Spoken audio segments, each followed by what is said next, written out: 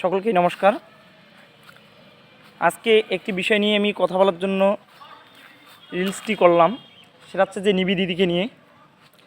আপনারা সকলেই জানেন কিছুদিন আগে নিবি দিদি আত্মহত্যা করেছে, এবং যার জন্য আত্মহত্যা করলো, যে ছেলেটি তাকে আশা দিয়ে তার জীবনটাকে বরবাদ করলো, দীর্ঘ 2টি বছর তার সাথে প্রেম ভালোবাসার খেলা খেললো, আজ সেই ছেলেটার জন্য নিবি দিদি তার জীবনটাকেই ধ্বংস করলো। সেই ছেলেটির কি কোনো বিচার হবে না? সমাজ কি সেই ছেলেটিকে কোনো শাস্তি দিবে না? প্রশাসন কি সেই ছেলেটিকে কোনো শাস্তি দিবে না?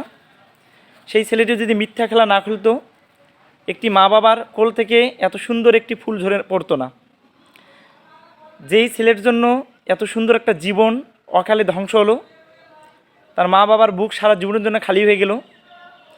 হাজারো মানুষের, হাজারো আত্মীয় স্বজনের মনে কষ্ট, দুঃখ, উদ্বেগ, উৎকণ্ঠা, যন্ত্রণার সৃষ্টি করলো। সেই ইতরপন্থী ছেলেকে শাস্তির আওতায় আনা অবশ্যই দরকার।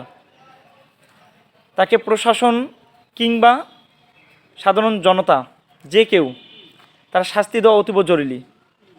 সেই ছেলেদের, ইতরপন্থীদের যদি শাস্তি প্রদান করা না হয়, তাহলে সমাজে অপরাধ দিন দিন বৃদ্ধি পাবে। মানুষের জীবনকে নিয়ে খেলতে দুবার ভাববে না। অবশ্যই সেই ছেলেটিকে শাস্তির আওতায় আনা অতীব জরুরি।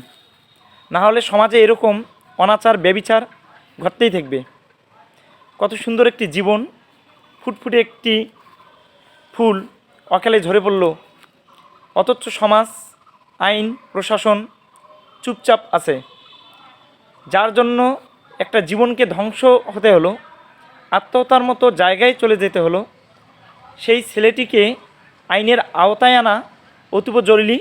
প্রশাসন যেন সেই ছেলেটিকে অবশ্যই আইনের আওতায় উপযুক্ত শাস্তি প্রদান করে।